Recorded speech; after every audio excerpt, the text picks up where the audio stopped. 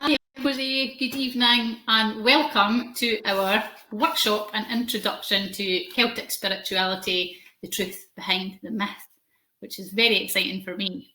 So before we dive in, I've got a couple of housekeeping things to talk about. So normally with you guys who work with me in the Centre for Shamanism and workshops, there's normally the opportunity to ask questions throughout the workshop and to chat and things, but tonight, because Sam has so much valuable information to give us, and we're really looking to flow through that information in a kind of really clear way, we're going to ask you to make notes of all your questions, and that's why we have our pop-up Facebook group. All right, so you can still comment. So we can see Helen, Carol and Delith are here. They've said hi. But you won't be able to see everybody else's comments tonight because we're just going to keep that to a minimum, all right? If you have any technical glitches, like you can't hear anything or the camera goes away, very occasionally that happens.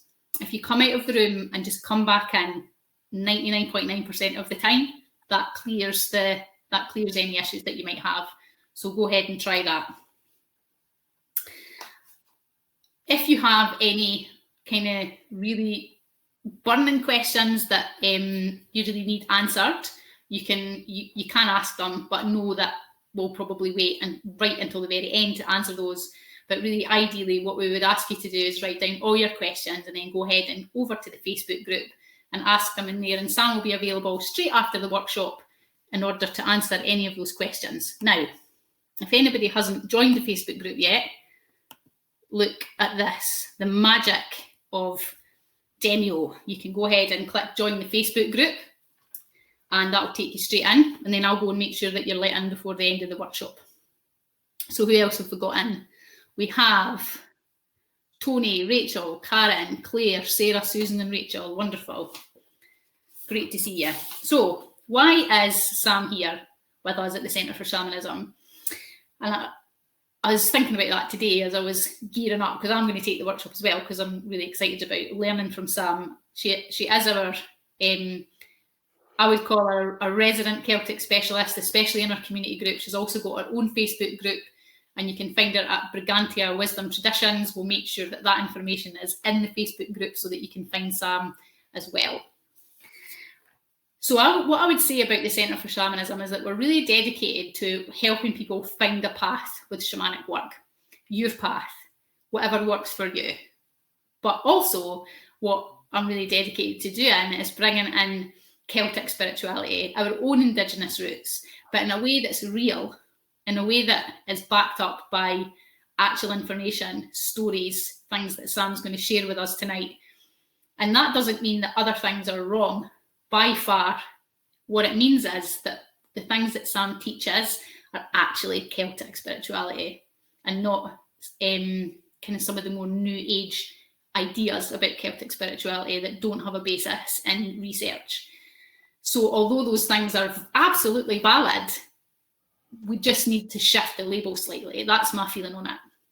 And I know if I'm working with Celtic spirituality, I want to be working with what actually happened here and what is actually true of the lands where we live and where we put our feet. I want to know that it has some basis in truth for me. So that is why I'm really delighted to work with Sam and Brigantia Wisdom Traditions in harmony and collaboration to bring you this workshop. So I'm really excited. So without further ado, I'm going to come off entirely. So it'll just be Sam, and I'll see you all at the end of the workshop. And I hope everybody has a wonderful time. Sam, I'll hand over to you. Thank you, Rhonda. Hello, everybody, and welcome to this introduction to Celtic spirituality. So I guess that most of you will have read my bio in the event information, so I won't waste any more time talking about that, but I would like to talk about why I have ended up doing what I'm doing.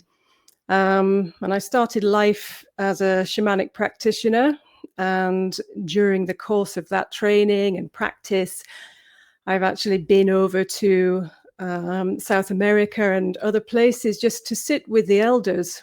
And what I found was happening as I was connecting with these elders from these indigenous traditions it was making me more and more interested and wanting to find out more about our own pre-Christian traditions, what happened shamanically with our people. And I don't know if any of you can kind of identify with this feeling, but it was as if something as was awoken in my DNA, like ancient ancestral memory, or the idea of something really, really ancient that was just reaching out across time and space and trying to grab hold of my attention. And it was a sensation that just wouldn't leave. And it was getting more and more overpowering as the days and months went by, until eventually I found the teacher that I'm working with at the moment, Sharon Pace McLeod. And when I started working with her, my whole practice just opened up in ways that I could never have imagined. So that's kind of why I do it. And I'm the spirits and the gods that I work with will not let me stop. I just keep going, and that's why I've ended up being booted through the doors of academia to do this BA in Celtic Studies this month, which I'm really looking forward to.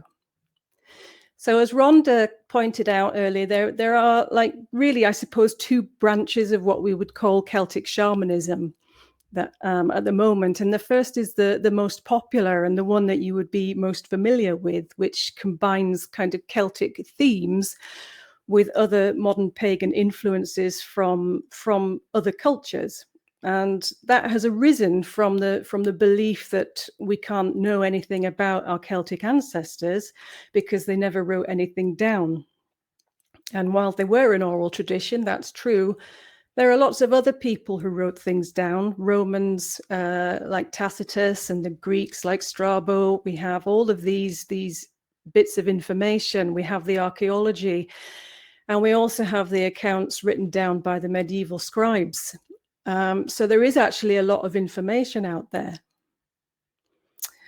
The second branch of Celtic shamanism is what people like myself are now doing, and that's where we kind of strip away anything that doesn't actually belong to the tradition and work powerfully with what's left over. And actually, I have found that by stripping away everything that doesn't actually belong there, it doesn't weaken it in any way. And in fact, it actually makes it 10 times more powerful.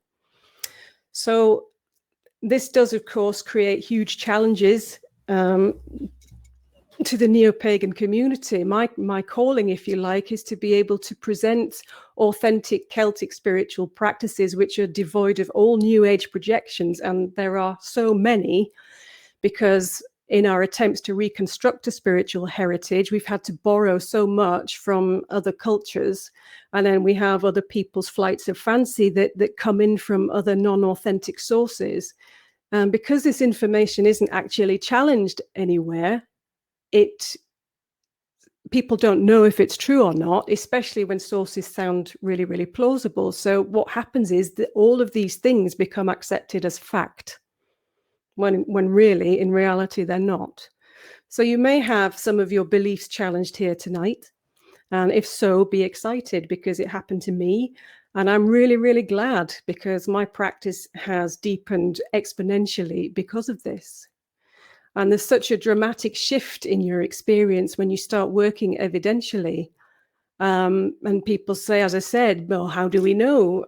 But I feel as if the knowledge has always been there. It's inherent within our genetic memory, and it's inherent within the land.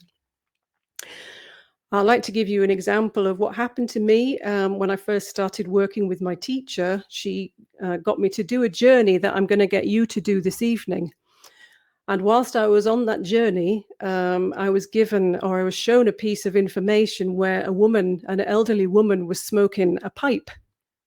And it was only a small clay pipe, and in it, I was told, was the herb mugwort. And so I brought this information back and I told my teacher, and she was like, no, there's no evidence to suggest that the Celts would have used pipes or smoked or anything like that. She said it's probably just some kind of metaphor for the use of the herb. And so I left it at that. And anyway, a couple of weeks later, she actually excitedly contacted me and had found a piece of information that had just come to light through in an Irish archaeology journal, where they'd actually found small clay pipes with the remnants of herbs like mugwort in it, smoking herbs. So that was a piece of genuine information that was given to me from my Celtic guides when I couldn't possibly have known. And this is what you may find happens when you start working in this authentic way. So I'm going to give you a bit of a brief history lesson. We don't have time to delve very, very deep, but I'll just give you the information that's relevant to what you're going to be doing. But also, I don't want to color your journeys too much at this stage. I want you to try and have as real experience as possible without me having sort of set you up with information before you start.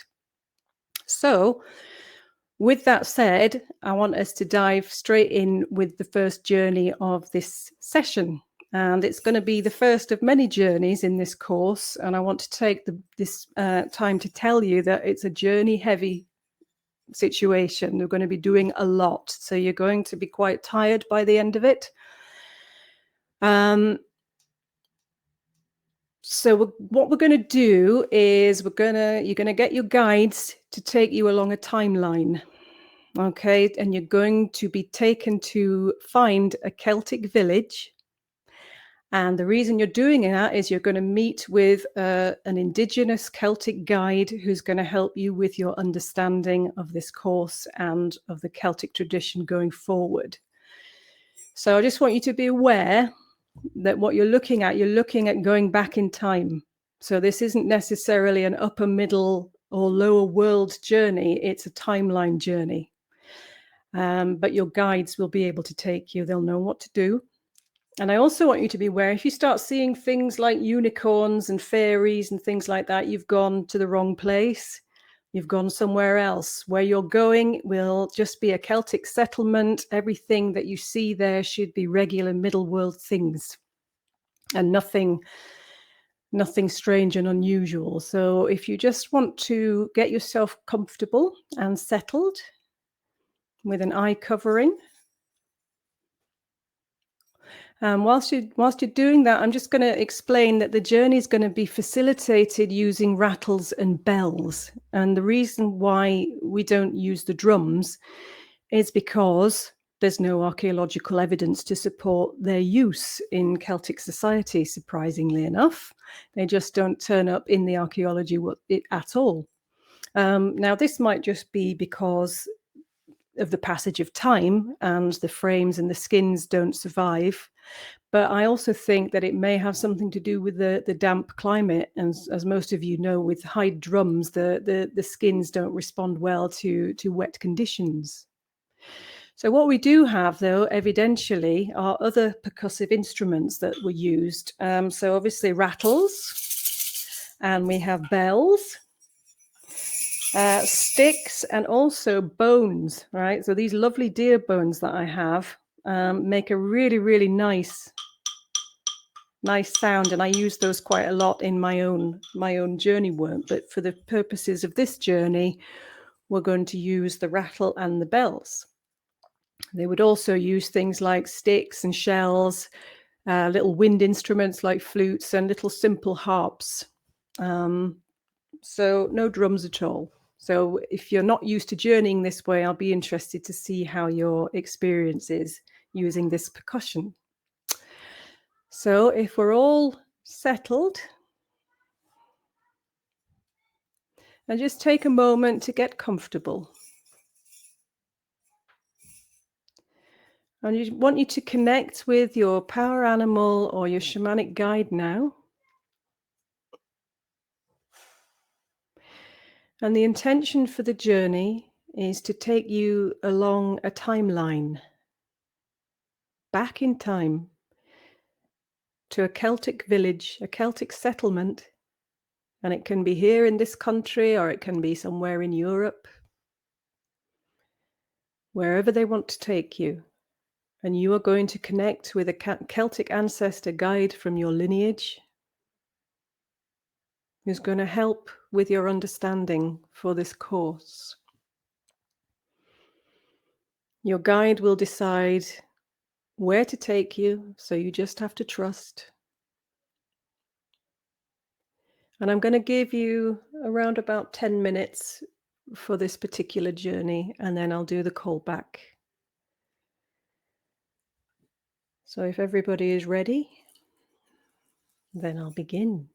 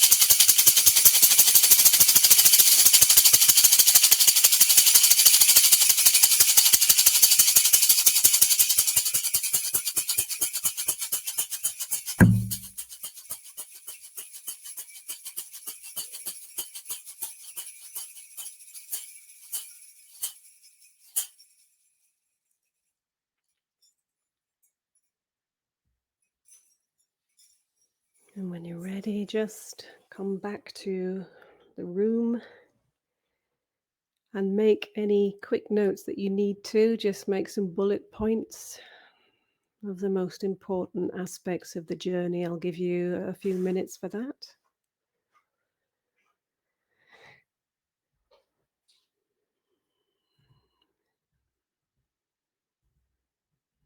I hope you were all able to meet your guide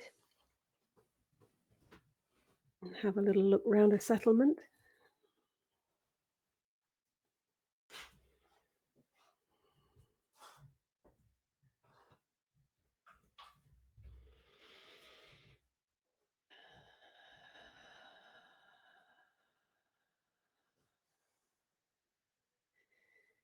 I was going to give you 10 minutes, and then my guide told me to go for longer.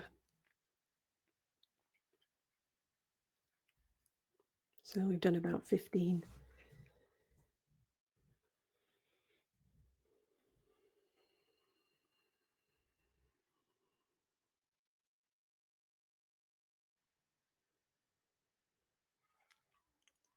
Certainly felt quite a surge of energy as I was doing that.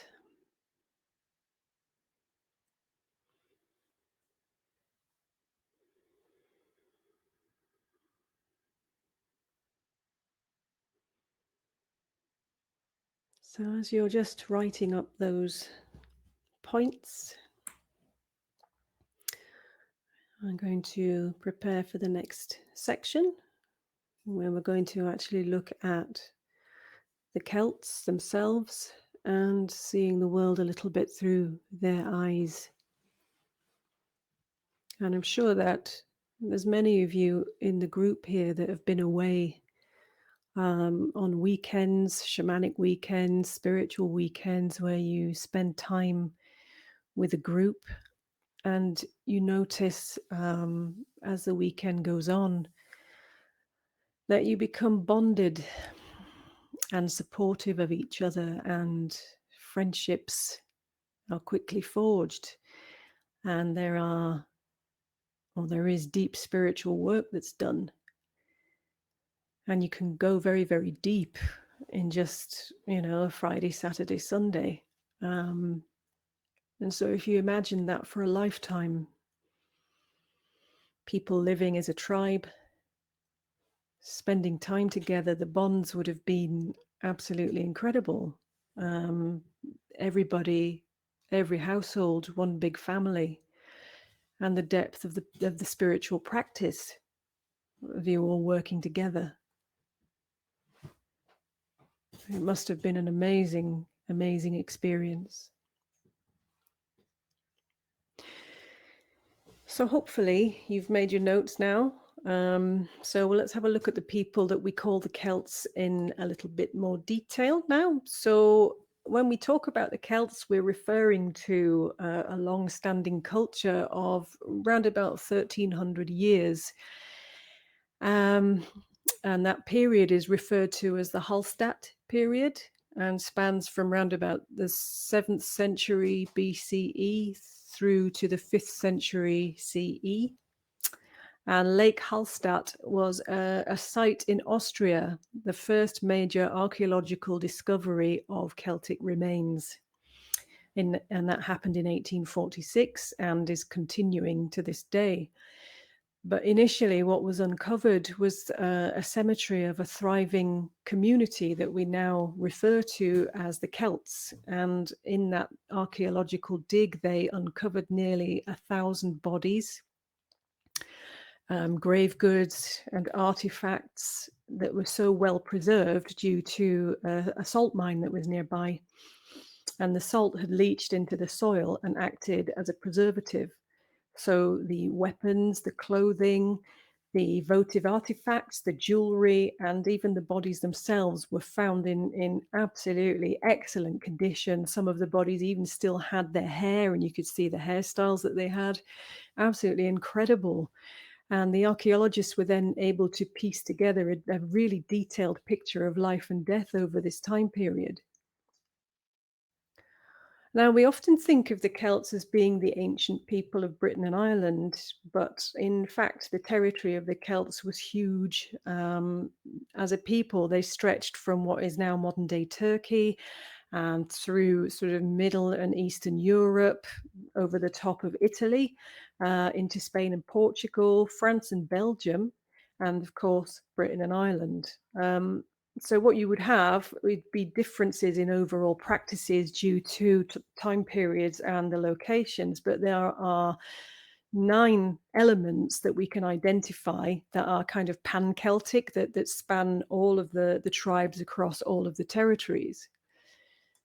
So the first of those, and what I feel was one of the most important, was the reciprocal relationship with male and female deities.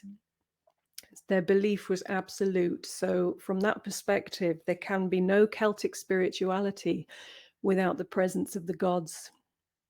And I'll be honest with you guys, I didn't really sort of believe in gods per se until I started this work. I just thought that they were a sort of an archetype, maybe something like that. But my mind has been well and truly changed in the course of my practice.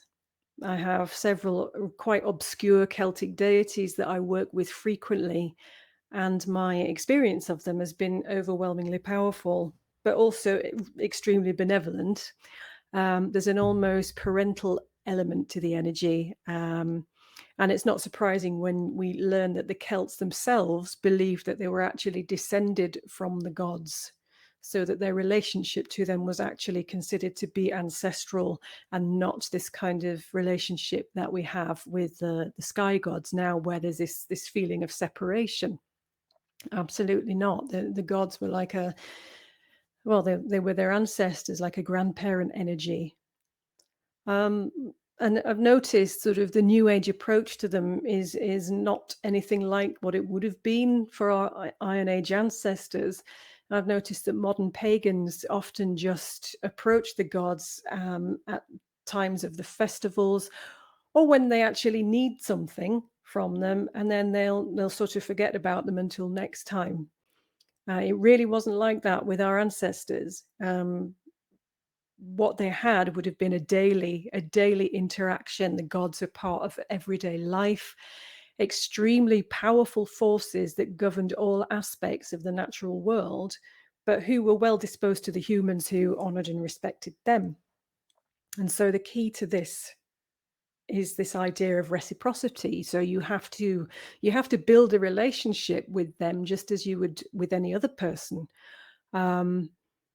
So offering gratitude on a daily basis, sharing your joys, sharing your sadnesses, your victories, your defeats, just basically sharing our lives with them, and they in turn share themselves with the people.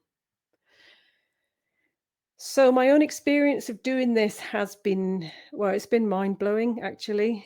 When the gods really turn up for you, it's a hell of an experience. And the first time that I connected with my matron goddess Brigantia, well, she came in a journey, and she offered me a drink, and I took the cup and I said, "Should I drink this?" And she said, "That's up to you." She said, "But please know that it could be terrible." Like, okay, right. So I took the drink, and about 8 hours later, I was collapsed and freezing cold, with a weird sort of stomach pain, shivering, and I was colder than I'd ever been in my life, to the point where I was in bed with 2 quilts and 2 hot water bottles. And I honestly thought I was going to die. That no drama. I honestly thought I was going to die. And the weird thing was, I felt ill, but I didn't feel ill, and I was awake all night because I had this kind of strange energy that was passing through me, even though I was shivering and I had stomach cramps. And that lasted a couple of days, and then it all lifted, all went away. And she said, when I went into a subsequent journey, that she had removed an energy blockage in my abdomen that had been present with me since I was a child. due to traumatic experiences. So that was the first one. And then the second time she turned up and she just took my legs out from under me. I physically collapsed on the floor and I couldn't move until she'd given me her message. So the power and presence of these energies is like nothing I've ever experienced. I've sort of taught connection with the gods to subsequent groups who've also experienced this kind of overwhelming power, and some people actually got quite frightened. So I have learned to only do this work with sort of seasoned practitioners. So if you feel drawn to work with the gods, well, if you feel drawn to work with Celtic spirituality, then the gods need to be a part of it. So the second element is also extremely important, is the respect for the elders and the ancestors. So the Celts held their ancestors and their elders in very, very high regard because they held all the knowledge and the wisdom and the history of the tribes. So knowledge and history was a very important aspect of Celtic culture. And we know that they were a people of oral tradition. So the stories of the elders taught the people about who they were and where they came from. And essentially the wisdom, myths, and stories of the past helped to give the people their identity.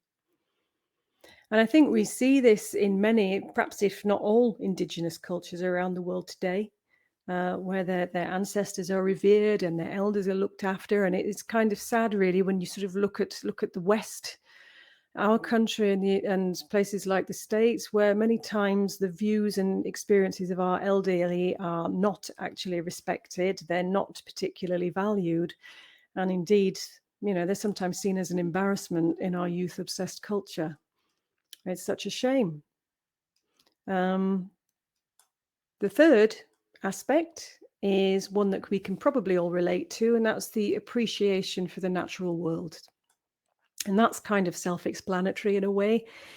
The Celts were generally sort of an animist society, so therefore held that all of things in creation had their own spirit, a consciousness which could be interacted with, but needed to be respected and revered.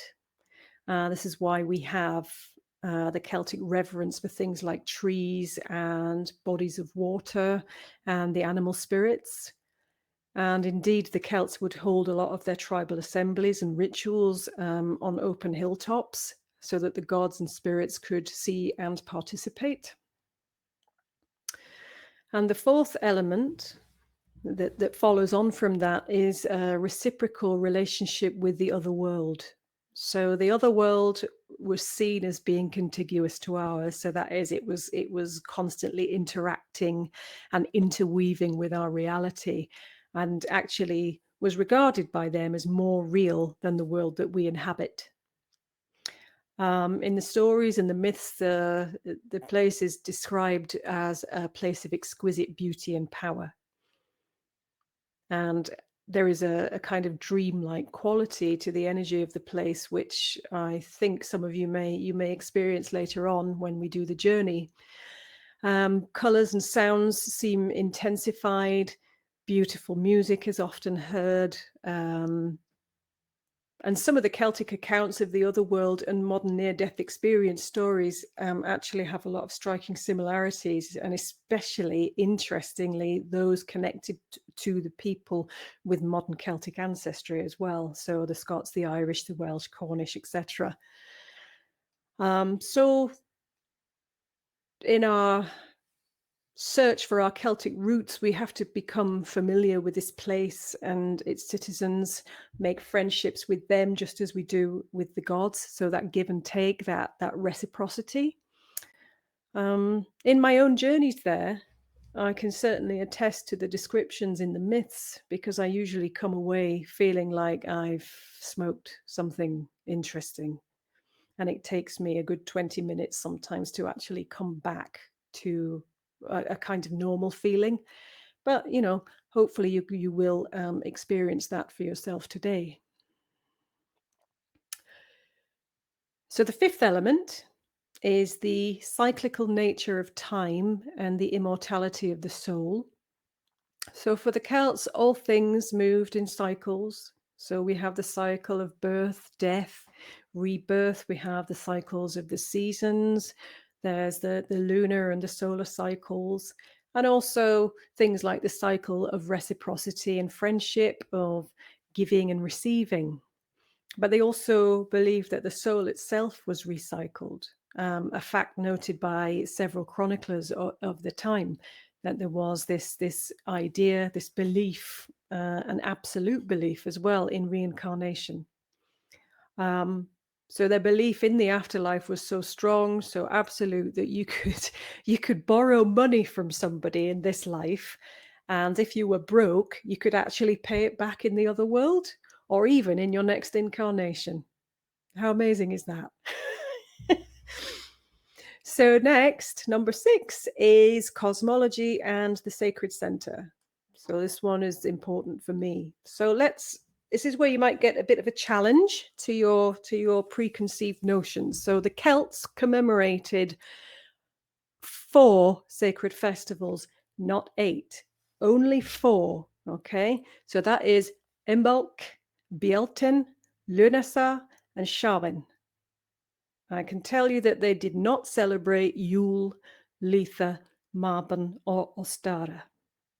As I said, that's possibly the first of the challenges.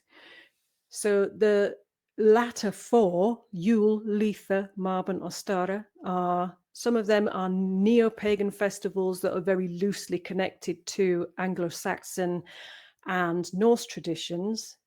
And I'm afraid that Marbon is actually a made-up festival originating from the work of Robert Graves. I don't know if you ever read The White Goddess, but it's a quasi-academic book of pre-Christian beliefs, which was then kind of cemented through the emergence of the modern practices of Wicca. But Marbon as a festival is not really based in any truth. And I know you'll have read stuff in Neo-Celtic shamanisms about the eightfold year and things, stuff like that, but those festivals were not part of our pre-Christian heritage. But I do want to say, as Rhonda said at the beginning, I'm not trying to tell you what to practice or what to believe. I'm just sort of demonstrating how easy it is for the misinformation to become factual. By all means, celebrate all 8 cycles, but I sort of asked people to not call it Celtic, if that makes sense. It would be more accurate to call it pagan, I think. That's just for me anyway. For the Celts, their days began at sundown, not sunrise like we do.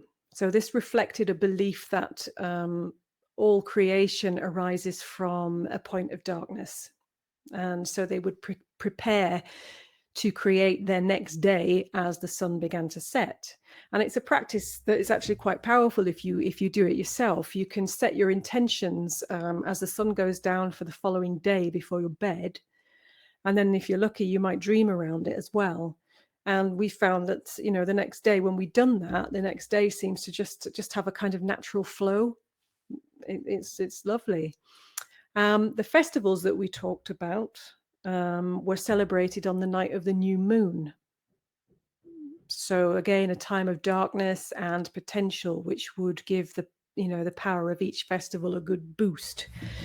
So it was only the advent of the Gregorian calendar in 1752 that all of the 4 fire festivals were moved to the current dates that we have them. So like Imbolc is the 1st of February, Bealtaine 1st of May, Lunasa 1st of August, and Samhain 31st, 1st of November. So I don't know how you feel, but this place is the next holiday is Samhain, and that would be the 15th of November this year on the new moon. I wonder how strange it would feel to you to celebrate it then instead of October the 31st, which is when we're kind of conditioned to do so. But I know that I do all of my work on the new moon with these festivals, and I have felt the difference. I have felt the difference in the power and the energy when I do that. So, as well as this temporal cosmology of time that we also have the spatial cosmology, the four cardinal directions, and the sacred center. And I know some of you may have been introduced to this in my previous live broadcasts. But again, there's another challenge to be noted here. The neo pagan idea of four elements related to four directions. So, air in the east, fire in the south, water west, earth north, is not Celtic. Okay, it's not Celtic. And I know we have it ingrained as part of our pagan culture. But again, this is another example of misinformation that goes unchallenged and is established as fact. And it's also an example of borrowing to try and sort of fill out our missing pieces. The four elements in that particular cardinal placement comes from Greek philosophy, and it's as I said, not Celtic at all. The Celts themselves believed in a total of 9 separate elements, all of which that we're going to look at in the second half of this course. So I won't tell you what they are just now. You can wait till next week. But in terms of the cosmological location, the center was the most important. The temples were always focused on a center point, and worship happened in the center of groves and plains and hillsides, because the center point was seen as the point of balance and power and what they referred to as sovereignty, of sitting in one's power, and the center represented that. The seventh element are the cauldrons, the wells, and the human head. Okay, so a universal symbol in Celtic myth and literature is the cauldron or the vessel. And these things appear in the archaeology from the earliest times. And they're extremely prominent in the myths and the folk tales of the Celts. If you look in sort of like the Welsh traditions of the Mabinogi and the Irish folk tales, there's always cauldrons, there's always wells. Water is very, very important. Some famous Celtic cauldrons we have belong to the goddess Ceridwen, and also the Irish god Dagda, whose cauldron was never empty, and all who took sustenance from it would be healed and nourished, and some dead warriors could even be brought back to life. And that idea of being healed and nourished kind of echoes the Celtic practice of hospitality, which we will look at a little bit later. There's also an ancient tale called the Cauldrons of Poissy. And these represent 3 cauldrons that are alleged to be found in the body, which may be a Celtic form of energy awareness and power center. And it's very strikingly similar to, I don't know if any of you practice Qigong or Tai Chi, but the 3 dantians of Chinese medicine, these 3 power centers in the abdomen, the heart, and the head. That is the proposed location for the 3 cauldrons in Celtic tradition. I'm sorry, I have a dog walking past. Sorry.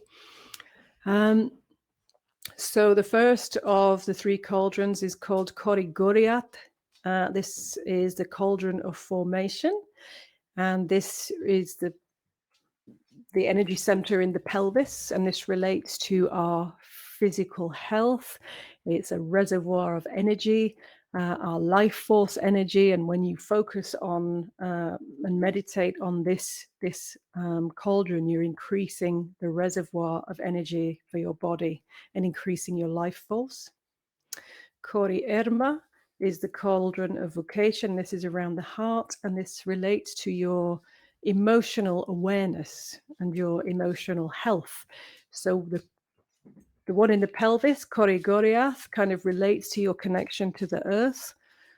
This one in the heart relates to your emotional connection to the world around you.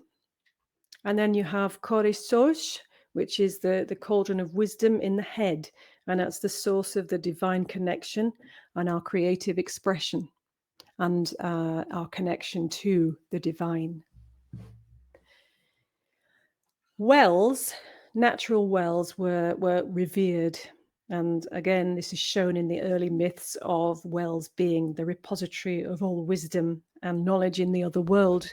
So wells and springs that bubbled up from deep within the earth, for example, were seen as conduits for something called the imbas, or in the Welsh tradition, the awen, which is a word which kind of means the divine inspiration. It's the life force, it's chi, it's prana, and it's where these springs are where the energy enters the world.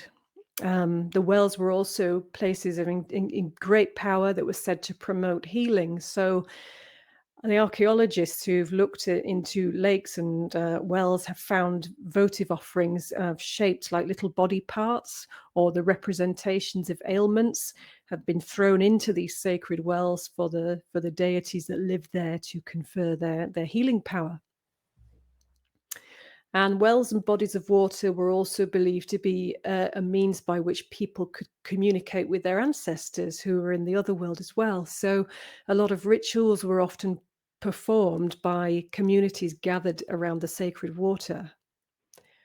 And the importance of the well was not lost on the Christian church, because if you'll notice, many Christian churches were built around these sites, and the wells were renamed for a convenient Catholic saint. Whether that saint existed or not is irrelevant. Okay, they just had to overlay what was there. And I think one of the famous ones is in Cornwall. You have St. Nectan's Glen. I think there's a well, St. Nectan's Well, something like that. But St. Nectan didn't actually exist. But what does exist is an ancient deity called Nectan. And so Nectan is probably the original guardian of that particular body of water. Often the wells were associated with sacred trees, and those trees were usually hazel trees and other sacred beings like the salmon. But we'll have a look at that a little bit later on. And also the Celts were a cult of the head, and they would take the heads of their enemies and display them on spikes. They would display them around their horses' necks. And it was quite gruesome, really. They really had a different kind of attitude to dispatching their enemies. But they believed that the head was where the power and the soul resided. So if you took somebody's head, you took their power away from them, and you could actually even possess it in some ways. Interestingly, they also used to keep the heads of their ancestors, okay, and consult the head during rituals and magical practices. As you can see, I've got a couple of my ancestors sitting behind me watching what's going on. And some of the legends say that the severed heads could continue to talk or sing after the demise of the body. And a lot of the Celtic artwork depicts figures with like enormous heads, and these were normally the gods. And you'll see it on the Gundestrup cauldron. So what I'll do at the end is I'll put in a little a picture into the Facebook group so that you can see the Gundestrup cauldron, which shows the normal human people with their normal sized heads, and then the gods had these huge heads because they were more powerful and full of wisdom and knowledge. And a lot of Celtic place names as well also allude to this concept, this idea of the head, like words like pen and kin. So pen you get a lot in the Welsh and the Cornish language, and kin, like Kinloch, Kinross, Kinlochleven up in Scotland, they're all both old Celtic words, and they mean head. So the eighth element that we look at is the importance of knowledge and skill. So all the sources tell us that the Celts had the greatest respect for knowledge and skill. And many of the native myths and stories attest to the importance of skill and wisdom. And interestingly, many of the Celtic deities were multi-skilled. I'm sure you might have heard of the Celtic god Lu, for example, and he was skilled in all the arts, from music to poetry to warriorship to magic. He could do the lot. And most of the Celtic deities seem to have this kind of multifunctional capacity. And this is where we get neo-pagan ideas of like the triple goddess. Okay, so this is another challenge, guys. Sorry, that idea of maiden mother crone is not an ancient belief, I'm afraid. It's a modern pagan belief. Actually, there were many deities in the Celtic tradition with triple aspects, like Brigantia, who is a goddess I work with. She was the goddess of smithcraft, healing, of poetry. So that's not maiden mother crone. It's just the triple aspects of the multifunctions that she was able to work with. And it was due to the three classes of the three sacred classes of Celtic society that all knowledge and wisdom was preserved through that oral tradition. So those were the bards, the seers, and the druids. Now, so in the modern druidry tends to look at these three classes as a kind of progression in skill. So you start as a bard in the Obod tradition and other similar ones. You start as a bard and then you go through that for a year, and then you move up and you do the Ovate, the seership one, and then you move on to being a druid. But actually, in Celtic society, these three classes were all experts in their own right. So the bards were the masters of the spoken word, so poetry. But when I say poetry, you need to think not in terms of nice rhyming stories, but it's actually more to do with prophecy and also things like cursing, because the power of the bard's power meant that he could kill or maim or heal or praise just through the use of his words. And the seers were what we would probably recognize as the shamanic aspect. So they did a lot of healing, they did divination, they worked with philosophy and things like this. And then finally, you have the druids, who were the priests who worked sort of presiding over rituals. They presided over sacrifices. They were also acted as judges in legal matters. So each of these three separate groups were sort of masters in their own right. There was no sort of stepping up. And finally, number 9 was the respect for truth, honor, and courage. So all of the ancient myths and tales are full of the concepts of courage and bravery and acting in an honorable and truthful fashion. So heroes and heroines were judged by their ability to act with honor, integrity, truth, and courage. So Celtic kings and chieftains were expected to uphold the truth at all costs. And if they weren't able to do that, they were not fit to be sovereign. So just take a minute to think about that. Can you imagine how it would feel to have to tell the truth all the time, no matter what? If you were in that position of power, you were not allowed to lie. Could you remember how awkward for us? Yeah, no, I just have to tell you the truth. Whew. So that's the 9 sort of basic elements of the Celtic spiritual tradition. So, and I believe that it shows us what a truly cultured, well-organized, and really shamanic society that they actually were. And not so much of the knuckle-dragging barbarians that some people would have us believe. So for the next part of the course, we're going to go back to the sacred well and look at how it's represented in the early literature. So we'll be doing 2 journeys for this session related to that 8th element, the quest for knowledge and imbus. Okay, so the earliest surviving literary representation that we have of sacred wells is found in an ancient Irish manuscript called The Adventures of Cormac. And King Cormac is led by the Irish deity Manannán mac Lir into the other world. And in the other world, he's shown a vision of a sacred well. 9 beautiful hazel trees grow around this well, symbolizing divine knowledge. And the hazel trees drop their nuts into the water. And in the water, there are 5 salmon of wisdom. And the 5 salmon crack open these nuts and they eat them. There are 5 streams that flow from the well, and these 5 streams represent the 5 senses through which knowledge is attained. The 5 salmon, having eaten the wisdom in the form of the hazelnuts, then swim down the streams to bring their wisdom to each of our senses. And the god Mannanon explains that nobody shall have wisdom who does not drink from the well and the 5 streams.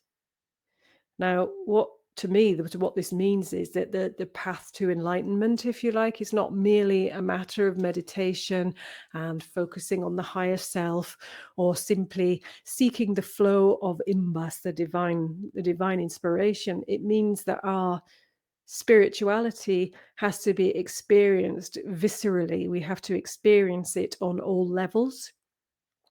So the imbas, this divine wisdom, flows. It flows through our vision, through our sense of smell, our hearing, our taste, and our touch. And this is extremely shamanic.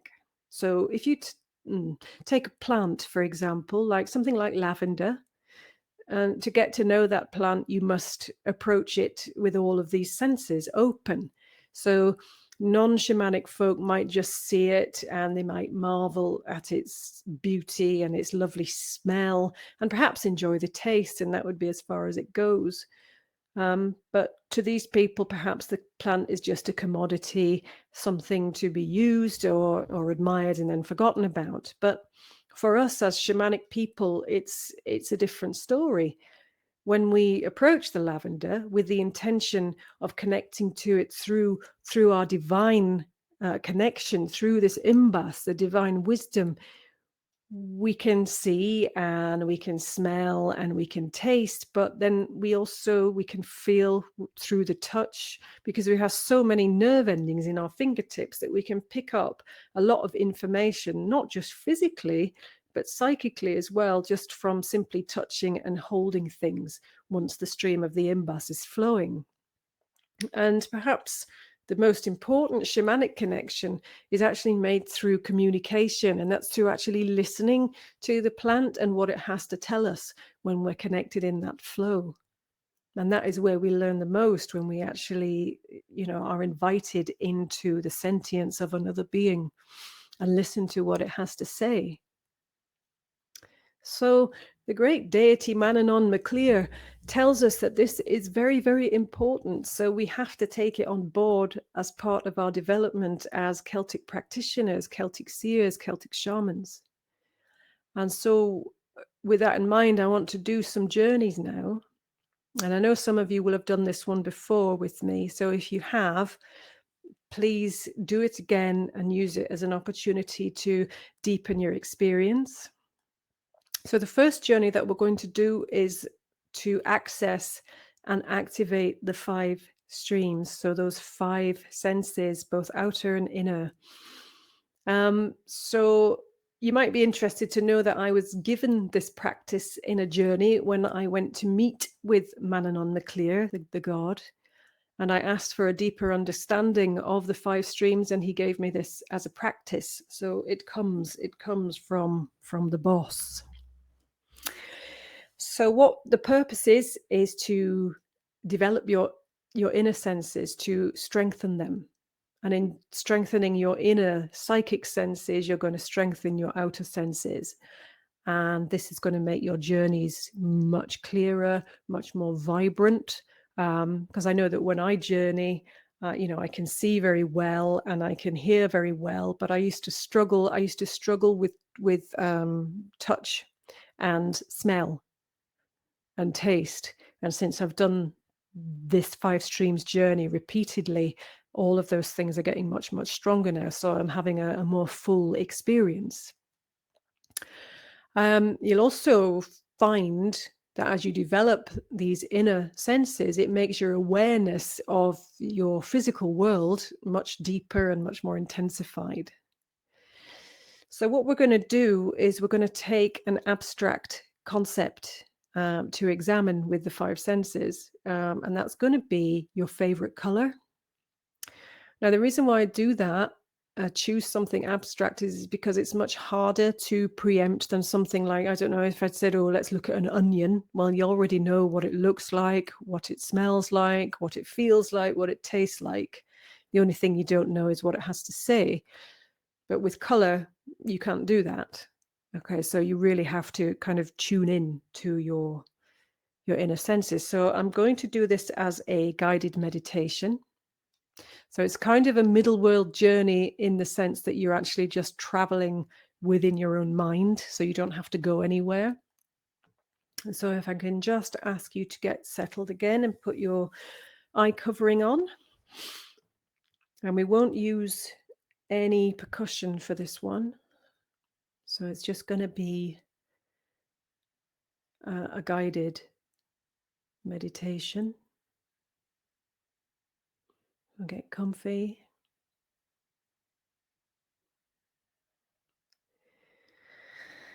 And just take a few deep breaths in and out, and just relax and let go.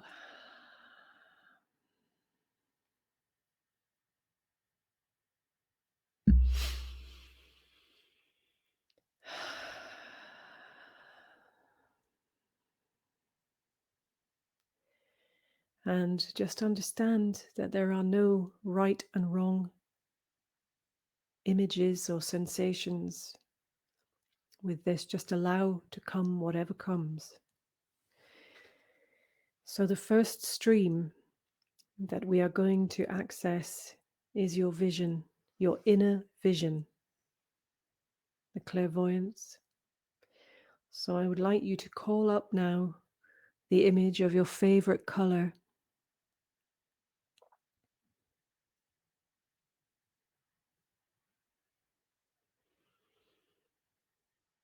And when you have that image, just try to see it in every way possible. Any subtleties of color or tone, light or shade. Try to intensify the vision, make it strong and solid as you can.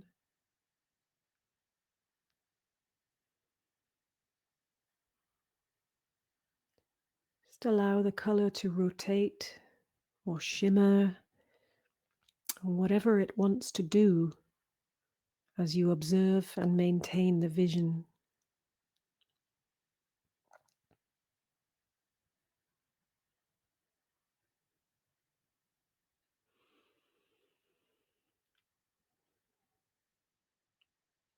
And now try to hold the vision of the color as we move into the next stream. And the next stream is that of touch. Using your inner sense of feeling, your spirit body fingers. Touch this color and see if you can feel it. Does it feel rough or smooth?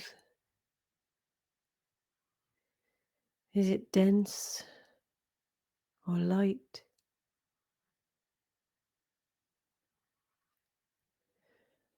Is it warm or cool to the touch?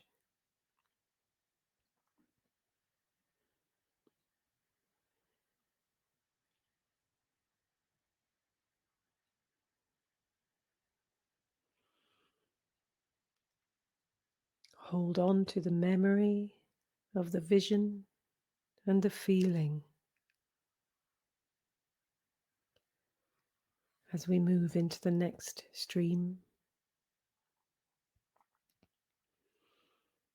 And the next stream is that of smell. So our inner sense of smell may be a little more challenging to awaken. I'll just connect with the color and inhale it and see what scent hits your senses. Ask the colour to reveal its scent to you. It may only be fleeting.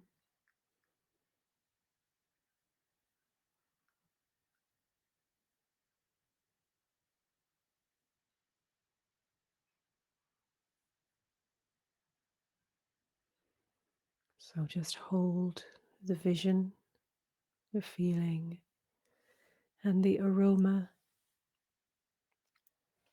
as you move into the next stream. And the next stream is taste. So connect and take a bite.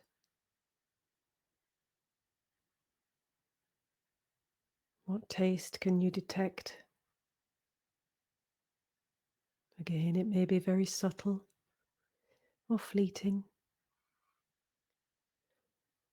But if you get a fleeting taste, try to recall it. Expand on it. Visualize the color filling your mouth.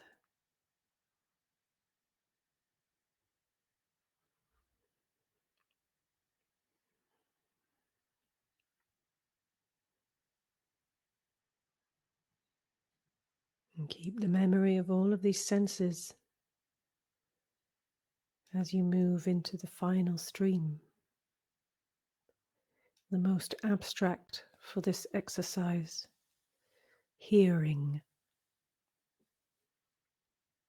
Tune into the color again and see if you can hear it. Is it giving off a particular tone or vibration?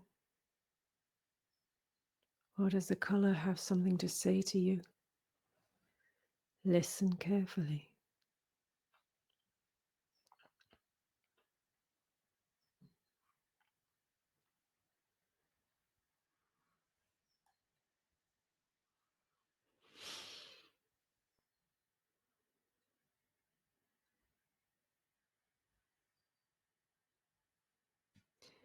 And now recall all of the 5 senses, all that you've witnessed, the vision of it, the feeling of it, the smell of it, its taste, and the sound it makes. See if you can experience all of these all at once.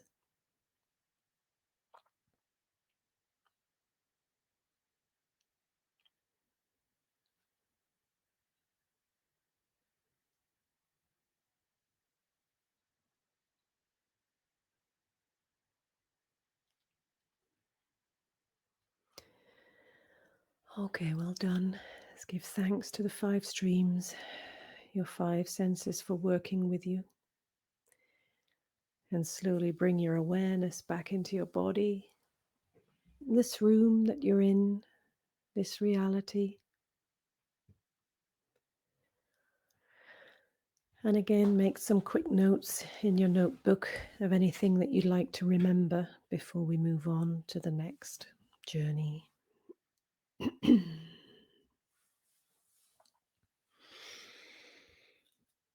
Yeah, be interested to see how people got on with that.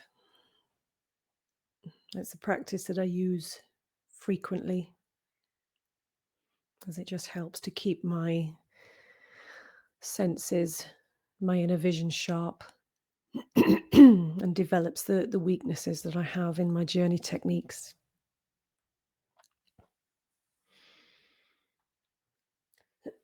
Excuse me.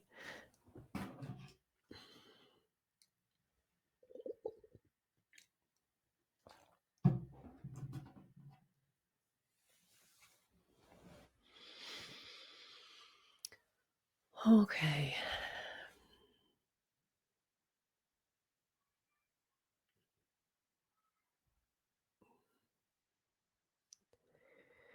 Again, just try and just leave it to bullet points that you can expand on later. I'll be really interested to see your experiences of it in the group.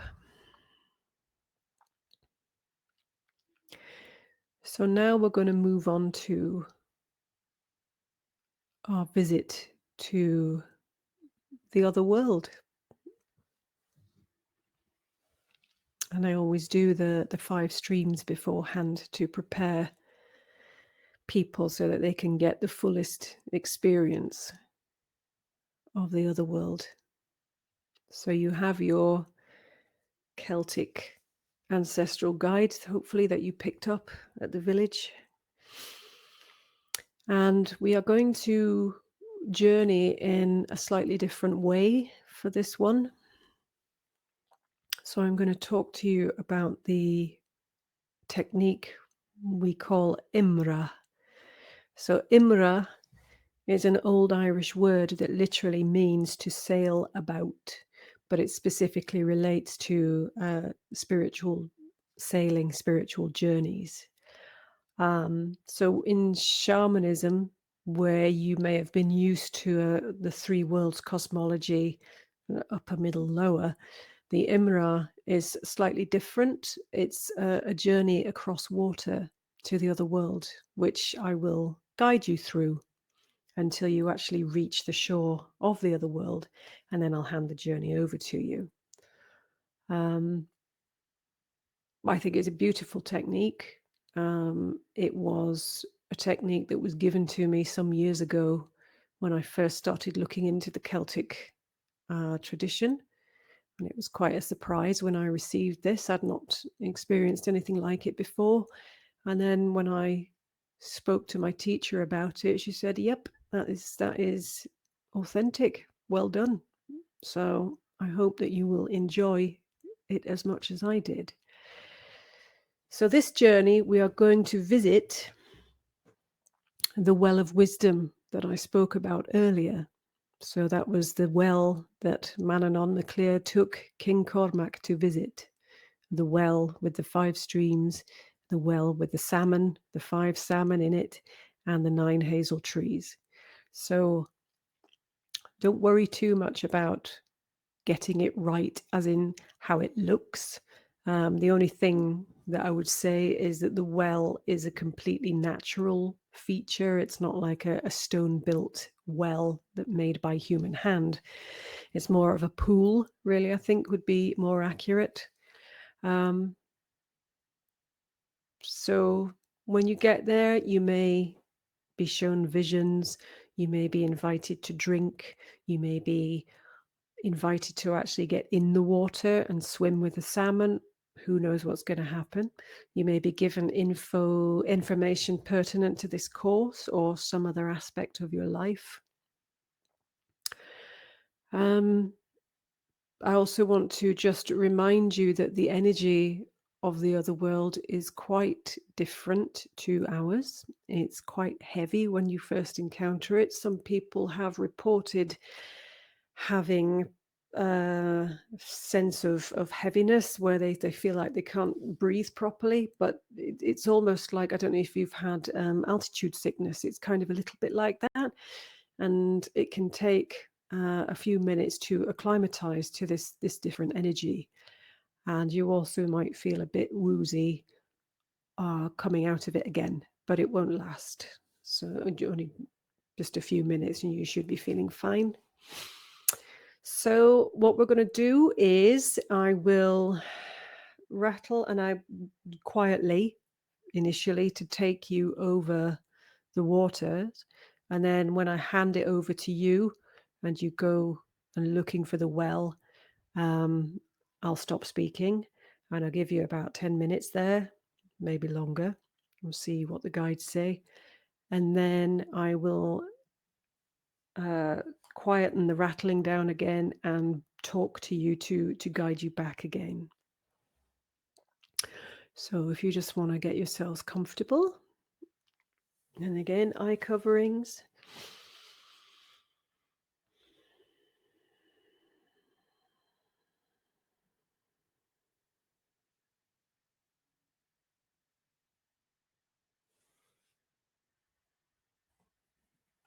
So when I think we're all ready.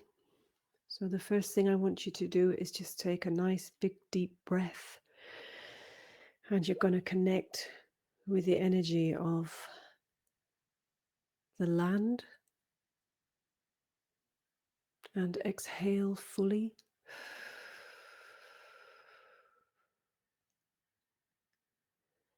And another deep breath in to connect with the energy of the waters, the oceans.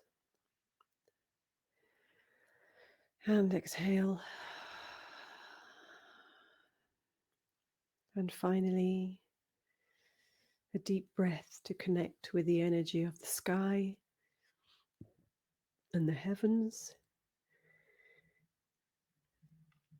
And exhale fully. So just take a moment just to feel the comfort, the safety of the darkness of your inner world behind your eyelids. Take these moments to settle, make any adjustments that you need to do for your comfort, and become still.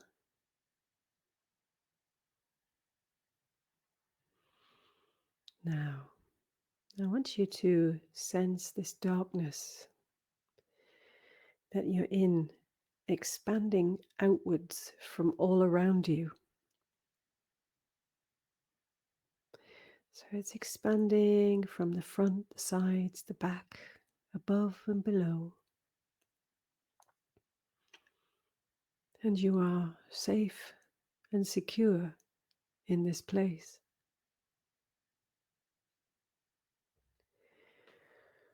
So you notice or bring to your awareness a point of light directly in front of you. And you're going to allow this point of light now to expand.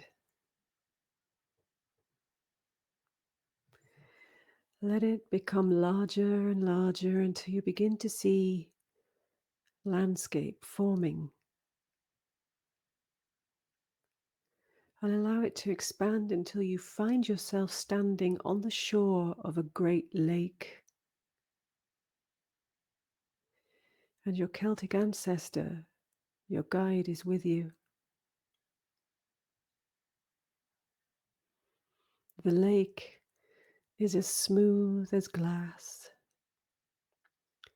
and has an otherworldly silver sheen on its surface. As you're standing there, you notice a dense mist hanging over the water. And this mist obscures your view of anything ahead.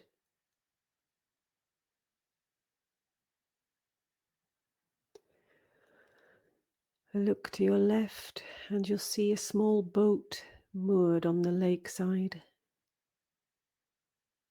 just big enough for you and your guide. This is a spirit boat, and it is aware of your arrival.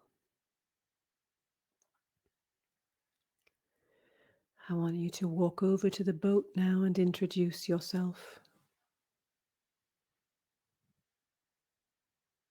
Make contact with it. Use your senses. Touch it. Feel the texture. Smell the air around you. Taste it. And hear the sounds of this beautiful between the worlds place.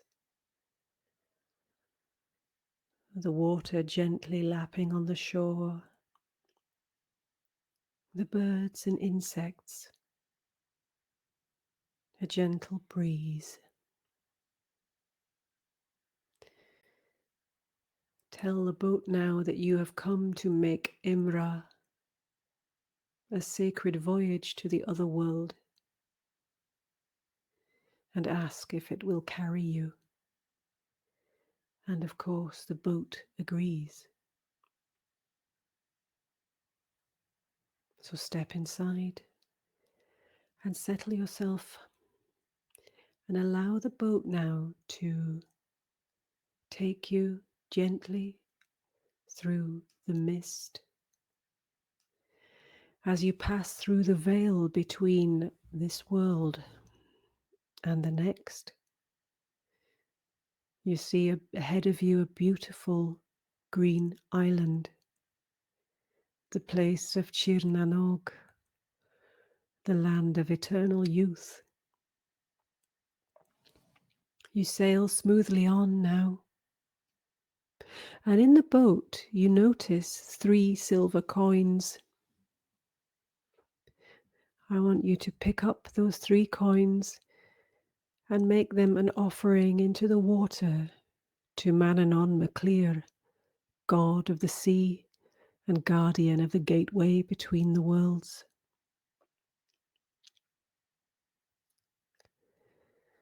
The offering is accepted, and the boat speeds smoothly on towards the shore, and finally comes to rest with a gentle bump. You and your guide step out onto the land.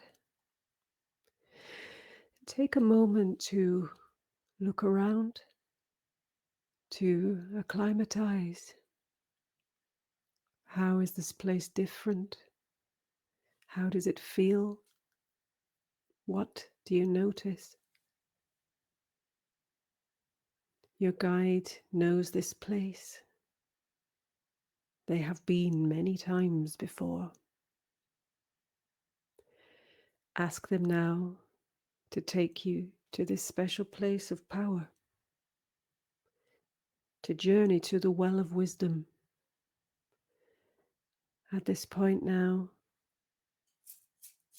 the journey is yours. Relax and trust and see what is given.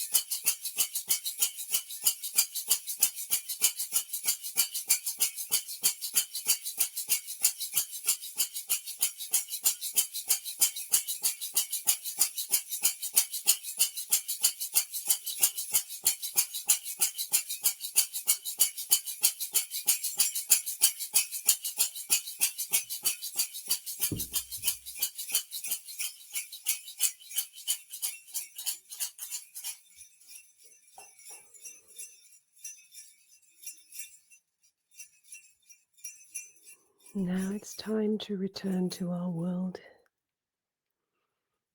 Please to give thanks to any beings you may have met and for any wisdom that you have received. And now please retrace your steps back to the boat, coming back the way you came.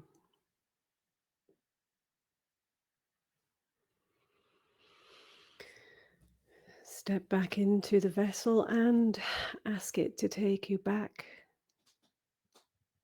to our physical world.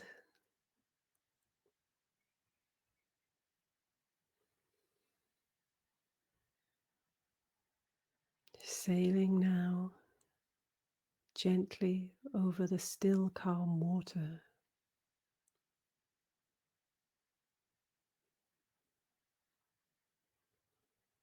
Gliding over the surface and approaching the misty veil that separates our worlds.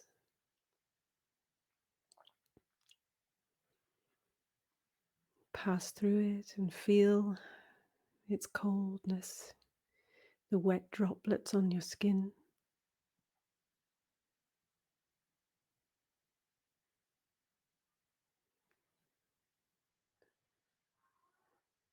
And then you arrive safely back at your starting point in this place between places. Please give thanks to the boat for carrying you safely. And disembark now and take a moment to recognize that you have returned.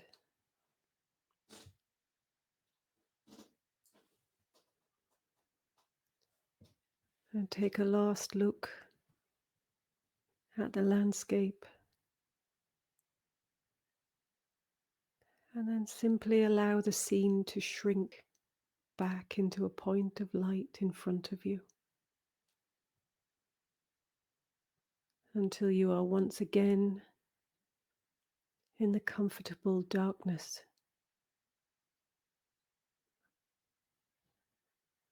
of your own inner world.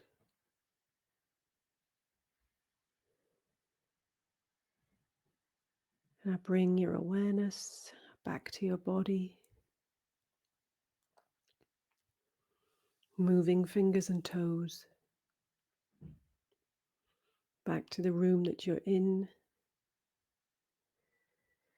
and back to this reality.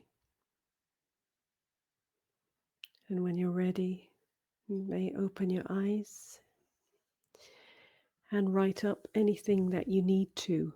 And also, if anybody needs a quick comfort break, or they just want to get up and kind of shake themselves back into reality, now would be a good time to do so. And also, if anybody does have anything quickly that they want to say on the chat whilst anybody's going to the loo, just let me know, even if you're enjoying yourselves.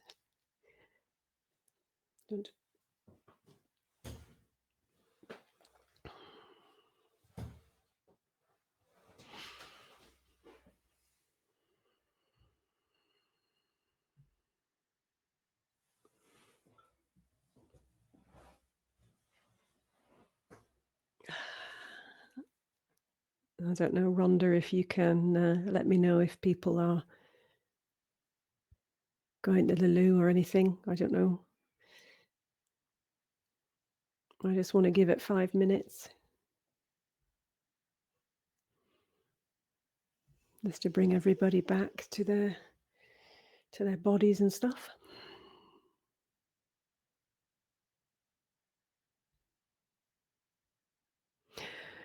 It says the internet's gone off on. Oh, no comments yet. Okay. Okay.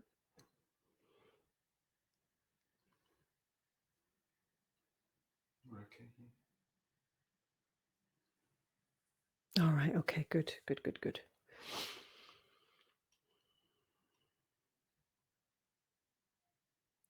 Okay. Can y'all let me know if you're still alive?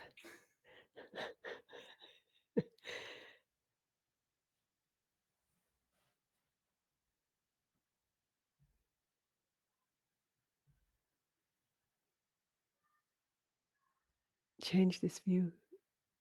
Click all. Aha. I'm alive.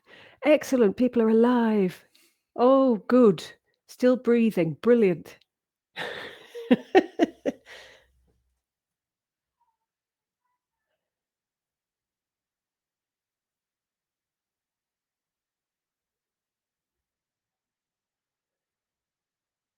Yes, anybody that wants to message me, you can, but I won't be able to sort of answer it until I've finished the live. And of course, if anybody wants to share, they can do so in the group as well. But if you don't want to share, I'm happy to talk privately. You felt really comfortable in the other world. Is that strange? No, no, it's not. I feel very, very comfortable. In fact, so comfortable sometimes I don't want to come back at all. And sometimes I find it really hard to come back as well. And that my guide has to kind of drag me back.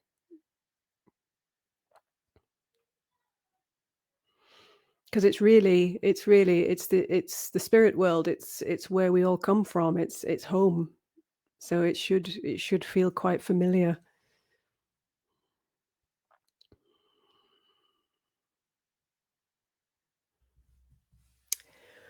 Okay.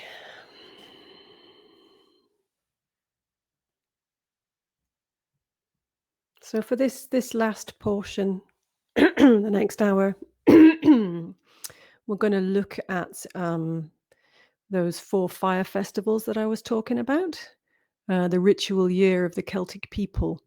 And just to give you a bit of a general overview of the themes of each of the festivals based on what we actually know in terms of our academic resources and archaeology and stuff, and sort of stripping away any neo-pagan stuff that doesn't belong there.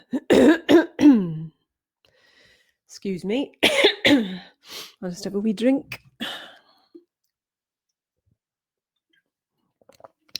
Okay, so the first festival I want to look at is everybody kind of back and ready to go? Sorry, I just sort of kicked off then. And are you all ready?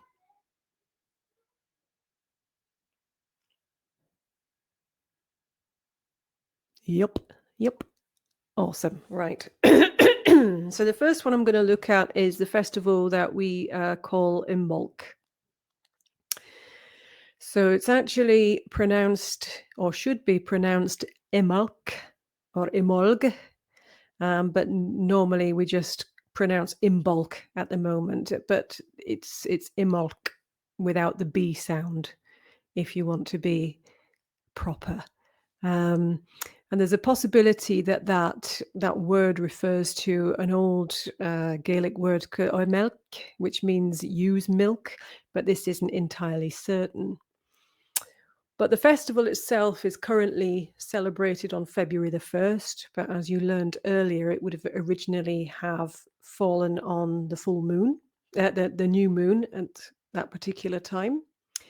But what's interesting about this particular festival, although it's counted as a Celtic festival, is that there's very little evidence that connects to Imbolc as a celebration prior to the folklore of the last few centuries.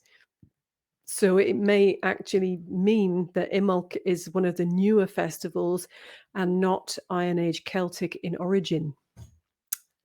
So, but anyway, wherever it comes from, it's associated with birth, particularly the birth of the animals, which meant the return of fresh milk and cheese and supplies and food after the slim rations of Samhain and winter.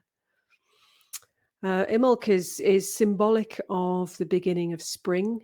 And so there is a real strong focus on female energy and feminine activities such as birth and lactation. Weather divination was also practiced by the seers at that time to help discover when the best time to plant and sow crops would be, and also when the best time of the year to plough. But although it was a feminine season, a feminine festival, there was plenty for the guys. For the men folk, Imbolc marked the beginning of the cattle raiding season, which actually escalated in high summer. So cattle were a valuable commodity because they were basically a symbol of wealth and status in Celtic society. So the men of the tribe weren't averse to nicking somebody else's herd to increase their status. And it was such a common practice that it was actually the rule rather than the exception. And it was kind of expected that this was going to happen. So the folklore traditions, so perhaps moving a little further forward than the Celtic period, but some of the folkloric traditions, as some of you might be familiar with, focus on the Irish saint, Saint Bridget, who is believed to travel around the country on Imbolc night in her spirit form, blessing the people and their livestock. People still do leave a piece of white cloth out either on the windowsills or tied to the front door for her to bless as she passes by, and this is known as Bridget's mantle. And this cloth can then be used for healing and protection purposes. So Saint Bridget is connected with fertility, abundance, and protection. So there's that triple aspect again. But Saint Bridget probably didn't exist. Okay, so where she probably arises from is the earlier Irish goddess Brig, also Brigantia in England. And this deity, as I told you earlier, was associated with smithcraft, healing, and poetry. But from a folkloric point of view, offerings and cakes were left out for Bridget. And I don't know if you've seen those 4-armed crosses, which would have originally been 3-armed crosses, left out, made of straw or rush. And these are hung in the home above doorways or in the barns as means of protection. In Scotland and Ireland, a single sheaf of straw was fashioned into a human figure, female figure, and then it was dressed and decorated. And then the girls of the village would then take the icon from house to house, and in each household would venerate this icon, and then they would give their food offerings. And in turn, it was believed to confer blessings on those families. And in Scotland in particular, after the procession with the sheaf, all the girls would enter a single house and actually feast on all the offerings of food. And then the guys, the young men, would gather outside and ask for permission to enter the house. And after a bit of bantering, they would be allowed in to pay their respects to St. Bridget. And I think that kind of, you may detect the echoes there of earlier fertility rites. But they've also got the emergence of certain animals connected to Imbolc. And in Scotland, it's the snake. And in Ireland, it's the hedgehog. So I don't know if there's any Welsh folks watching. If they have a similar thing, I'd be interested to find out. But these acted as a kind of weather divination. If the animal stayed out of its burrow, then the weather was expected to be fair. But if it retreated back into its home, then the weather would be foul. And in Scotland, the serpent was often referred to as the queen, or strangely, the daughter of Ivor. And prayers and chants would be recited to encourage her to come out.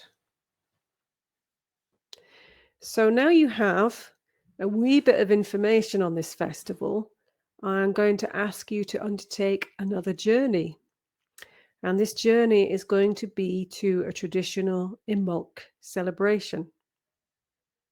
So you can ask your guide to show you or take you to a traditional celebration for this feast day.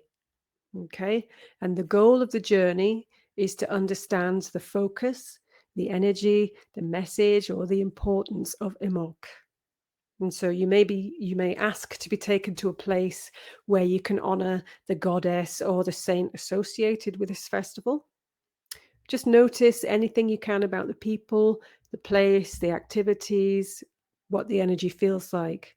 Again, don't worry too much about it. It's no right and wrong. Again, it's a bit of a timeline journey, again, like you did with when you visited the Celtic village. So you're there as an observer. You may be asked to, if you would like to participate in something. If you are, that's a great honor, then please do so. Okay, so if you would like to settle yourselves.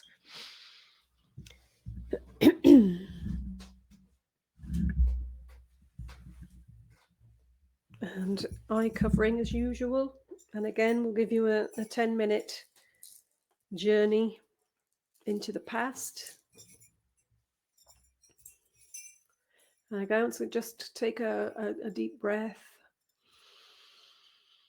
and exhale. Preparing your body, preparing your mind and spirit. Okay, so again, another round about 10 minutes of information gathering.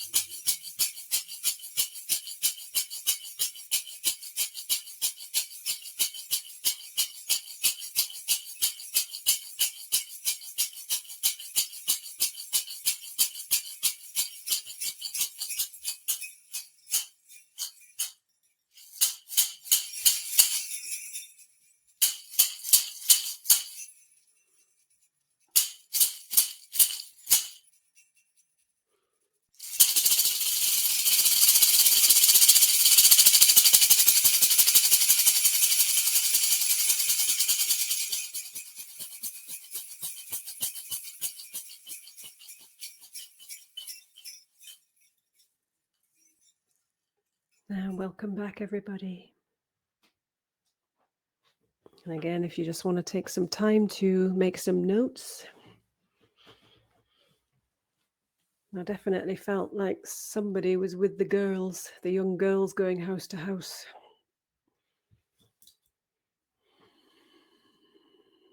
I could see it in my mind.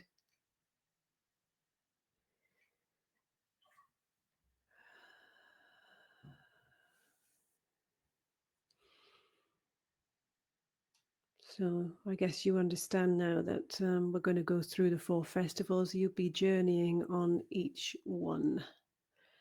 And that will take us up to 8 o'clock, all being well.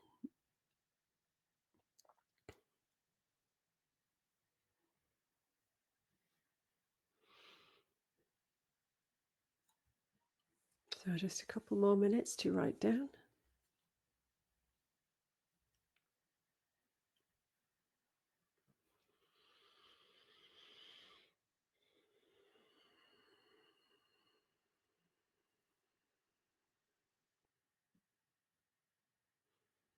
I know I'm not really giving you much time to write these journeys up, but I have to keep going. So as I said, just bullet points that you can use to trigger your memory so you can write a fuller explanation of it later on.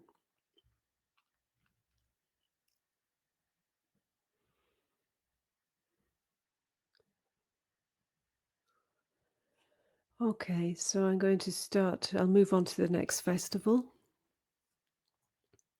So the next festival is anglicized to Beltane, but is actually pronounced, well, Bealtaine for the Scots and Bealtaine for the Irish.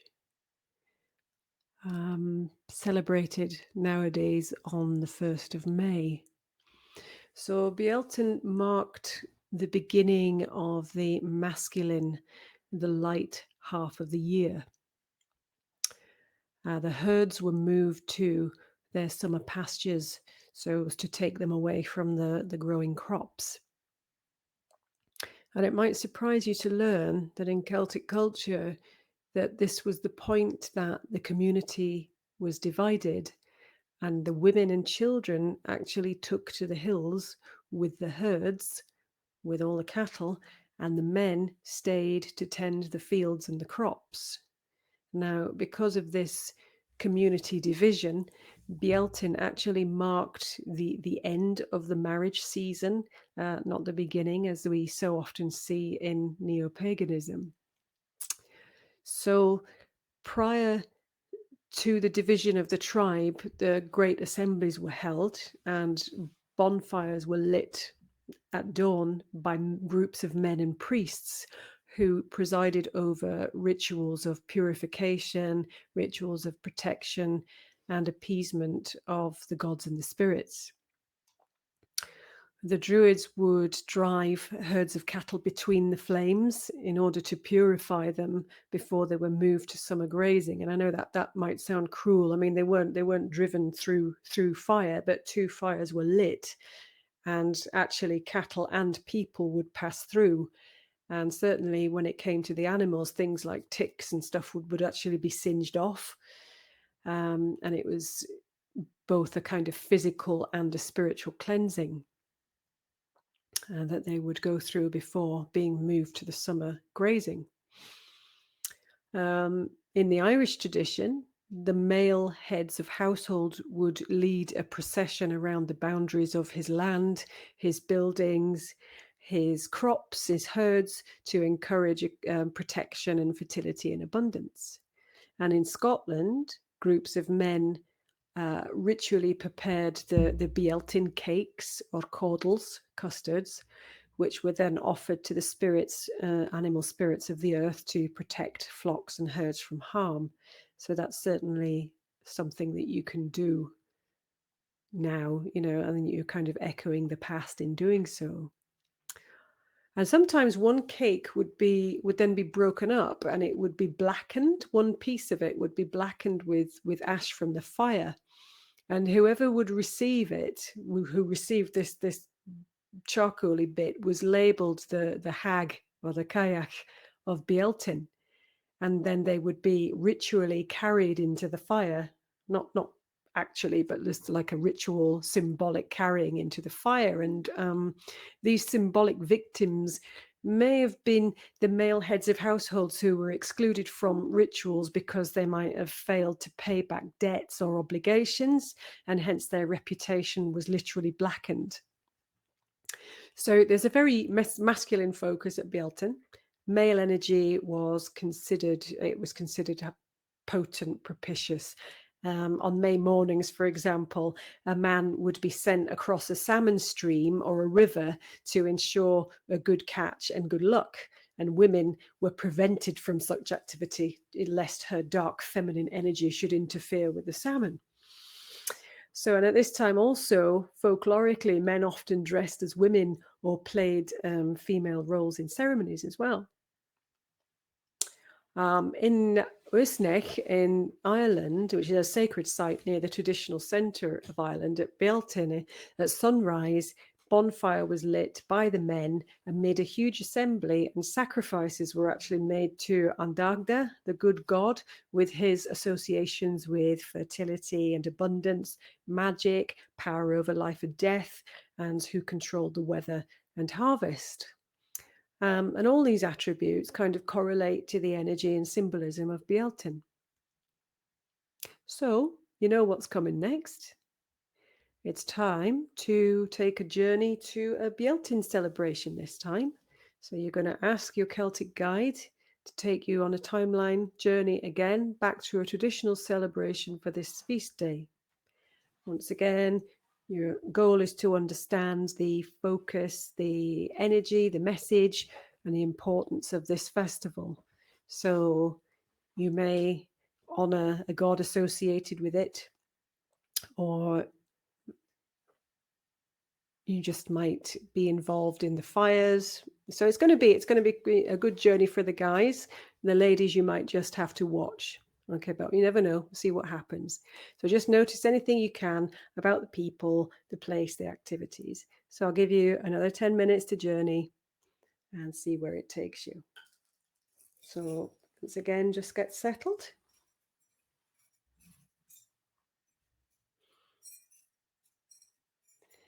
And take a few deep breaths. So you just kind of shake off the previous journey. Let it all go.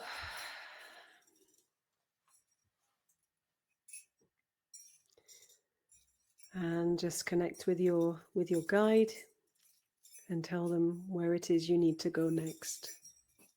So you're going to a Bielton festival.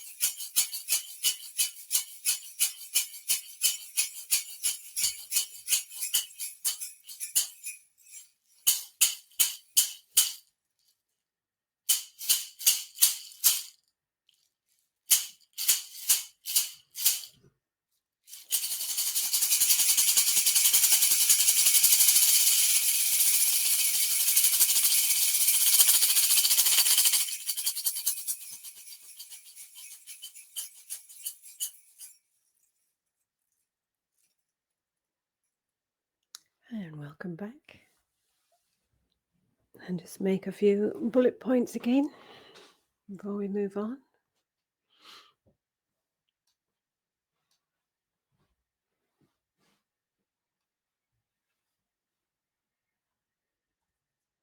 I'd imagine some of you feeling quite tired now. It's very tiring doing journey after journey. So if you feel like it, perhaps just stand up and give your body a bit of a shake just to re-energize it and disconnect a little bit from the spirit realms before we dive back in.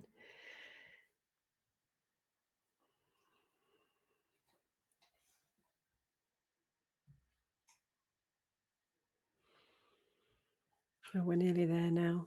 There's only 2 more to go. And then we're done for the day.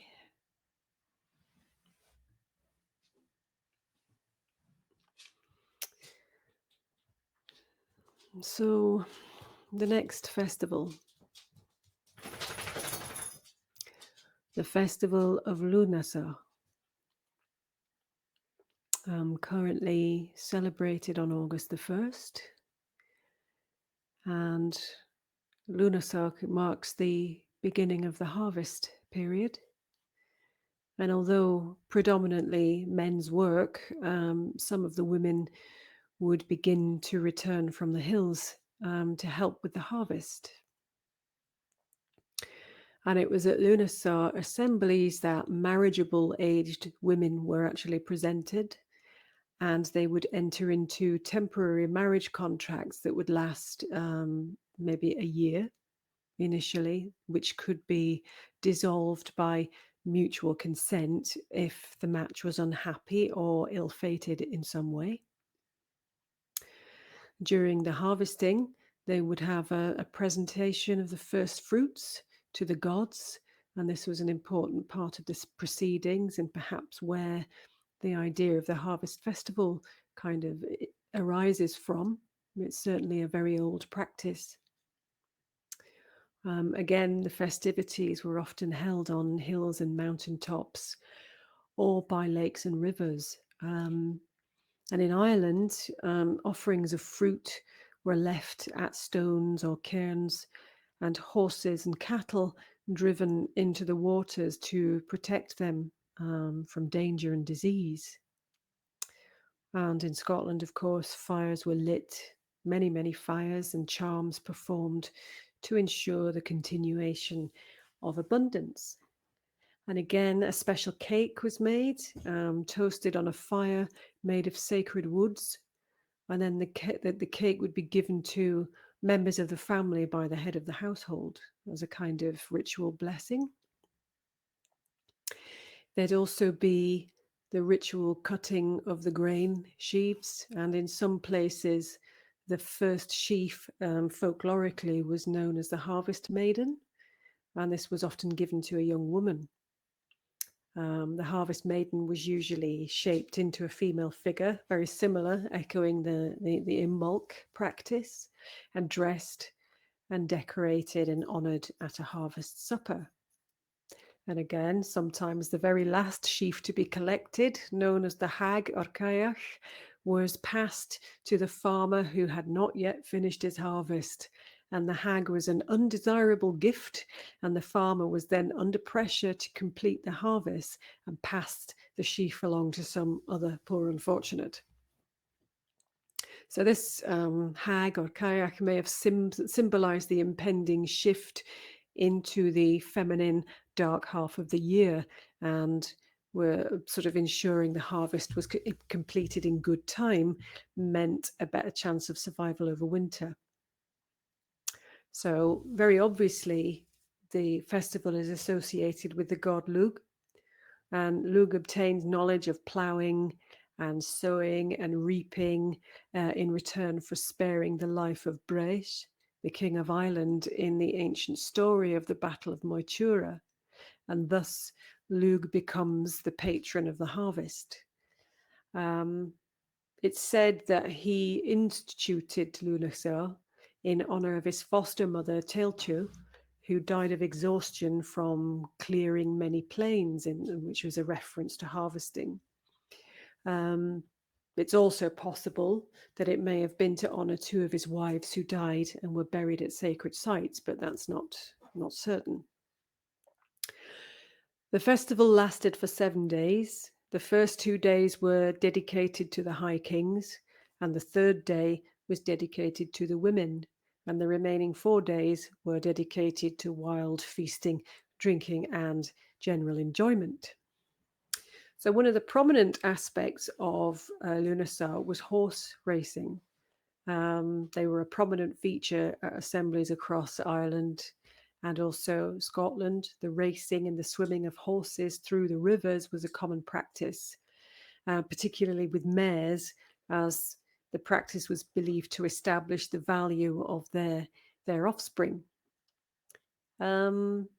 Despite being a predominantly masculine holiday, some female figures were also honoured, usually the ones associated with agriculture and fertility and abundance, such as Telchu. These feminine figures would symbolically die back into the hills after demonstrating their power to affect the land and the harvest, and then would be honoured in their absence. So it's kind of symbolic of nature beginning to die away and giving away to the wintertime. But generally, the festival really seems to reflect the male focus of energy at the time of the harvest, when the women were still mostly absent and still up in the hills. But as the harvest draws to a close, the women begin to return to help the community prepare for sowing and winter. Okay, so we're moving on to our third journey of 4. You're nearly there, guys. So this time you're going to journey to the lunar celebration. So you may be shown some kind of harvesting, you may be shown fires, you may be shown the horses being put through the water.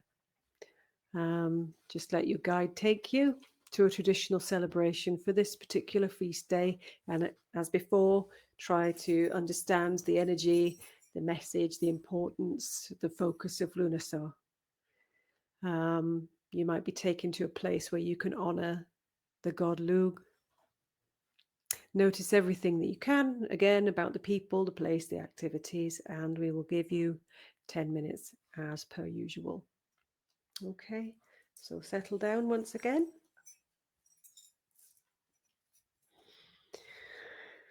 And again, take some nice deep breaths and just try and let go of what has gone before.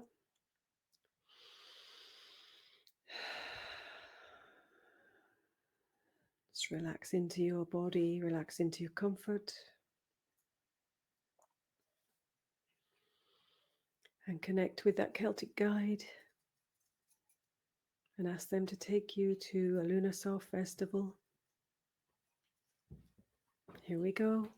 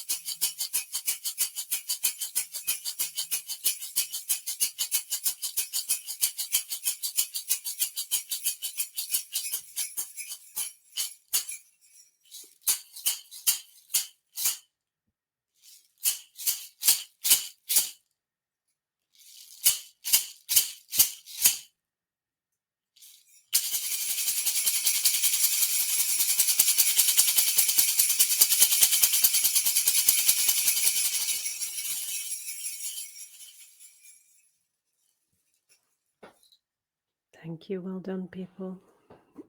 And again, just write up some bullet points.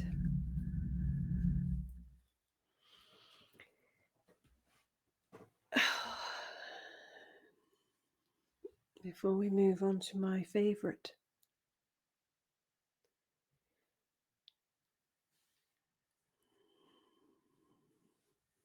And this is going to be the last journey of the evening. You'll be pleased to hear. I would suggest when you finish tonight, if it's at all possible, if you have a garden, that you can just go out and be barefoot in the grass and put your hands and feet on the earth, just to kind of ground and take some fresh air, fresh energy in. Stamp your feet a little bit and just ground yourself back, because you've worked extremely hard tonight.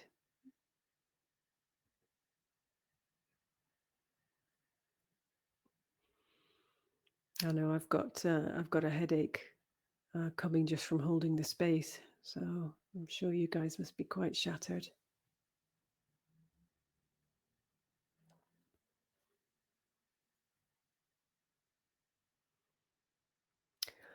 Okay, so just let you finish those notes, and I'm going to move on to the final festival. As I said, it's my favorite, Samhain, often pronounced Samhain, but it's actually the MH is a kind of silent sound, Samhain. Currently celebrated on the 31st of October.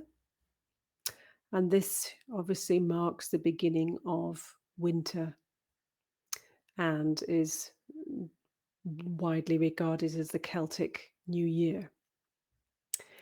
It marks the end of the cattle raiding period, and the end of the main sort of hunting activities, hunting the deer and the boar, the wild boar, which were all of male activities. So those masculine activities cease and are taken over by more feminine activities. So that all of the domestic animals then return to the community from the hills, and the weaker animals that wouldn't survive the winter were slaughtered and used for food, and food was gathered and stored. All the women were returned to the settlement. Any bits of the slaughtered animal that couldn't be used were made offerings to the fire. Some outdoor work could still be done, but very little really. But the main focus shifts to more indoor and domestic activities. And it was a big festival. It sort of marked the beginning of guesting and feasting seasons, and the nobles and clients would meet at feasts, and relationships were forged or tested. And this was when the formal marriages were arranged. So you had that year-long trial, and if everything worked out nicely, that was started at Lunasa the following year at Samhain, they would actually formally arrange the permanent marriages. And obviously, being a feminine festival, the women were responsible for the food stores and hospitality at such events.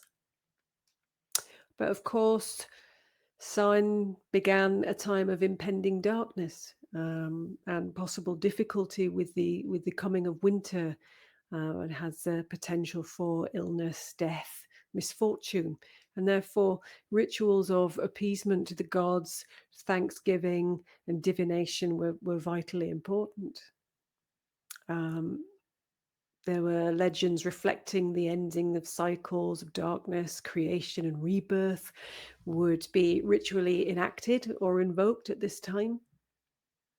And in more recent folkloric traditions, offerings of food are left near the door of the house for the she folk, or what you would we refer to as the fairy folk, the she, but just to ensure favor in the coming year.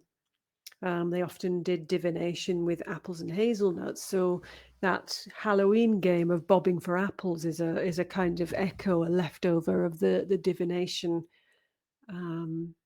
performed at that time.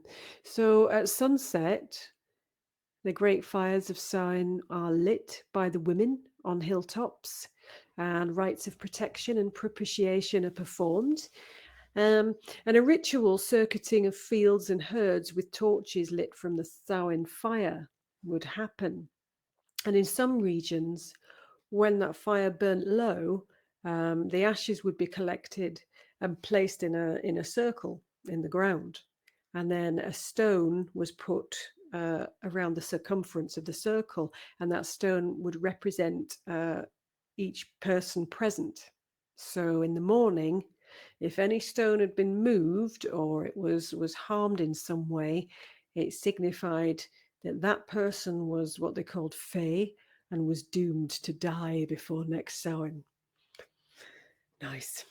So the women lit the fires to symbolize the movement into the feminine dark half of the year. There was much feasting. In Scotland, a Samhain cake was prepared at sundown by the women. So a large space in the house was cleared, and it was marked out by a circle, a circular line, which was viewed as consecrated ground at that point. And the women would sit within the circle, and they would take turns preparing and toasting the cake, moving it in a clockwise direction. So we see that the men made the cakes at Bealtaine and the women at Samhain. And there would be dressing up, guising, processions. People would play practical jokes on each other. And there would also be a procession of the white mare, the larvan. So youths would be led in procession by a person who was dressed in a robe or a sheet with a decorated horse skull. And I think that procession went from house to house, and they would recite long strings of verses at the doorway.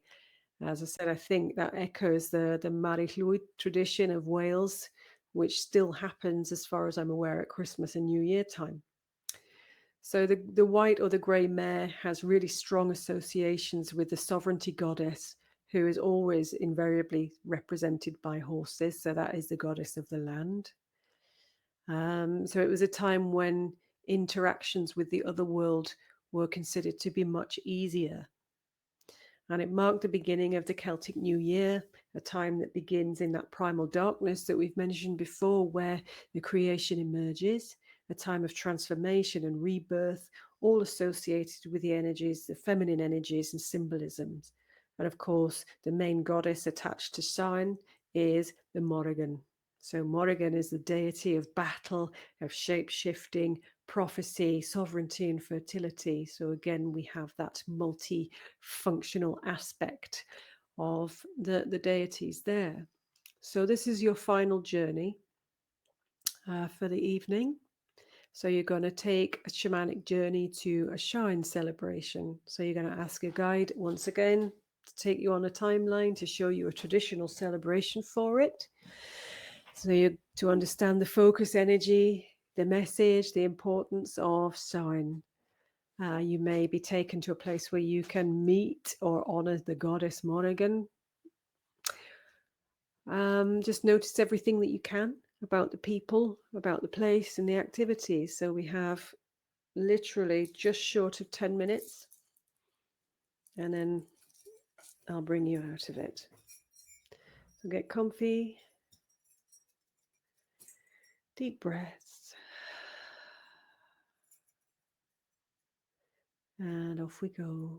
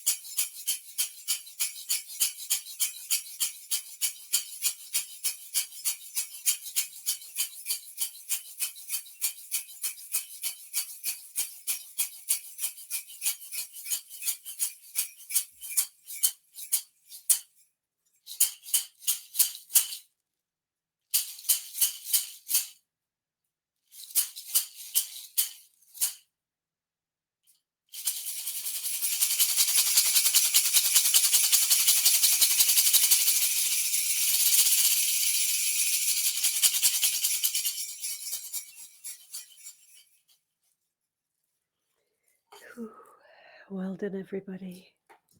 Again, just write up and make any notes you need to make. So that's taken us up to 2 minutes to 8. So as I say, when you've finished, just maybe go outside and do some grounding before you come into the Facebook group, if you want to come into the Facebook group. I hope you've enjoyed it and learned something of value. And I've really enjoyed being here and teaching you today. So I guess it's over to you, Rhonda. Well, thank you so much, Sam. What a wonderful experience. I am, as I've taken part, I am fairly speechless. So I'm going to take your advice and go outside and do some grounding. I've learned some wonderful things. And I've already got some ideas for some changes to some of the timings of my yearly Samhain workshop that I do. So I'm going to change the date of that. Thank you, everybody, for being here. Thank you for being part of this wonderful event. And we will see you all in the Facebook group. I'll just leave it there. So thank you very much, Sam. Thank you very much, everybody, for participating. I know someone's just said that they're exhausted. Yeah, I hear you. Yeah. Okay, super. Right. Well, we'll all go and just go and ground and bring ourselves back to. Okay, and I'll see you in the group. You're on the group. Bye.